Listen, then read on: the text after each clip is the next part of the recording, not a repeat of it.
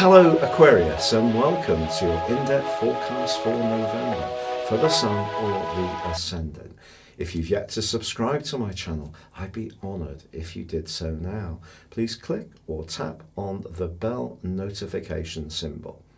This month begins with a cluster of energy right at the top of your scope in the most visible sector, the 10th solar house, also known as the midheaven.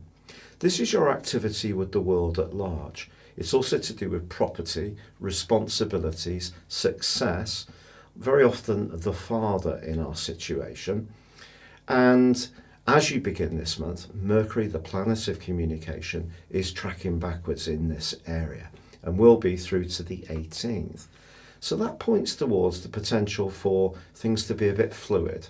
They're not necessarily going to unfold exactly to plan. But if you just factor that into your thinking, then it's just going to help you to be ready for it. But there is also another dramatic influence at play as this month begins. And that sees last month's new moon still reverberating through the back of November's proceedings. That new moon was showcasing your talents. It was giving you a platform to shine, to show your star quality. But it was in opposition to your modern ruler of Uranus, which is very much to do with freedom but unpredictability. And the area that can be affected by that energy this month could be your home zone, your family life. Part of the reason for this is that opposition between the new moon and Uranus can create opportunities.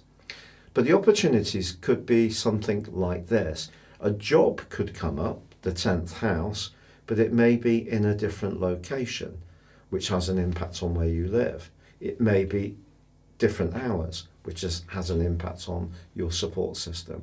Or it could be that there's energy going on at home, which requires your attention, which then deflects you from focusing on your worldly ambitions. So it's a bit of a two-way street, but it can be restless, but there definitely can be opportunities too.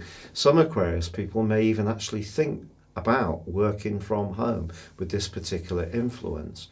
But also, the first 9 days of this month sees Mars in your sister air sign of Libra, which is very adventurous, pioneering, independent, wants to travel, wants to open up its frontiers. Well, that's clashing with the planet of power, but also of psychology, Pluto, which is in a very tender part of your situation. So if something doesn't feel right, or there is some kind of tension with someone, it could really be very psychologically unsettling as this month begins. But this is where watching a video like this can be of such help to you, because then you can factor into your thinking that I know things can be restless, they can be changeable, but it's all working you towards something that's better for you, that's more appropriate for the person you're becoming. And part of that process begins on the 2nd, when there is a fabulous ingress, seeing Venus gliding to the most social part of your scope. And you know, Aquarius, it may be a case of who as much as what you know this month, because an opportunity can come through a long-established contact or friend. But also on the 4th, there is a quarter moon in your sign. The important thing to remember with the first 10th house quarter moon, and with the first house being for you, is that you can't necessarily prosper in terms of all your goals and ambitions by being utterly and completely Aquarian. I say this, of course, as a born-again Aquarian. I've got a lot of Aquarius. So what this is saying to you is that you may have to modify some of your approach in order to meet the expectation of some of the more conservative folks you may meet, if you really want to make it all the way to the boardroom. If you're happier to be a bohemian, then you'll just say, look, I am what I am and I will be who I am. And the quarter moon may just suggest that somebody close to you could be a bit unimpressed by some of your moves to be more successful. But on the 5th through to the 12th, the Sun forges a fabulous angle to your co-ruler of Saturn. And if you've really been putting in the hard yards, the patient application, the perspiration behind the scenes, suddenly all your hard work can be rewarded and something can start to shape up, which is fabulously pleasing. Also, from the 11th to the 17th, the Sun then links with Pluto. This is a very transformational influence. It can work in terms of the environment, so changes can happen outside of you, or maybe these are deep changes within you. But understanding yourself, your deeper motivations, and even planning your tactics shrewdly can be a route to success, despite that retrograde to Mercury and despite the restlessness of the new moon opposite Uranus. But also, from the 6th through till the 10th, the Sun forges a really fine link with Neptune, and this does encourage you to show those more creative, imaginative skills. So if you do work in an environment where you can flourish like that, it can come to the fore and shine then.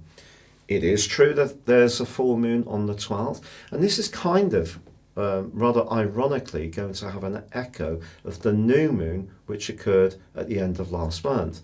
This time, of course, it's the moon that's opposite the Sun, and this time in the sign of Taurus. And this is just saying that classic work-life scenario, if you are making a bid for the top, or you're very preoccupied with business and ambitions, make sure that your home base, your security, your foundations of your world are in tune, so there's not too much of a disparity between the two areas. However, from the 12th through to the 17th, Venus combines with Jupiter, and this is really a magical alliance, especially in this location for you. A friend can prove to be super lucky, or you could find that a friend is a lot more attractive in a romantic dimension than you had ever thought possible. Or a friend can introduce you to somebody new, or a friend can tell you about a job opportunity which could turn out to be enormously lucky. Some slice of fortune, as long as you keep motivated, is certainly possible across that group of days, the 12th through to the 17th. But then that brings us to the 19th. And then we have a situation where Mars bursts into the most visible but also confident and assertive part of your scope. And this planet obviously is all about really being much more go-getting. So in the 10th house of Scorpio, it's certainly asking you to have extra self-belief when it comes to demonstrating your talents. But also Mercury ends its retrograde on the same day. So if there has been a logjam, you've been waiting to hear back about an important application, a letter, a presentation, then good news can start to flood through.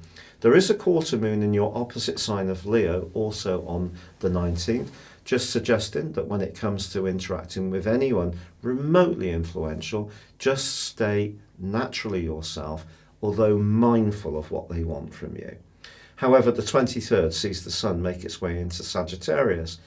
Now, it's not going to go conjunct Jupiter or Venus, not this month, it will next month, but this is still a good news story. It's about you thinking more seriously about your future.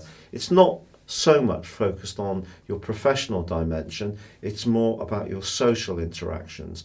And at this time of the year, it's perfect timing to start joining in the pre-festive hubbub. But there's also on the 26th a new moon in this area, which suggests new friends, new associations coming in, but then Venus moves into the sign of Capricorn, where it's in your 12th house. If a romantic alliance starts to take shape from then, it may start off by being very low-key or even a little bit secretive.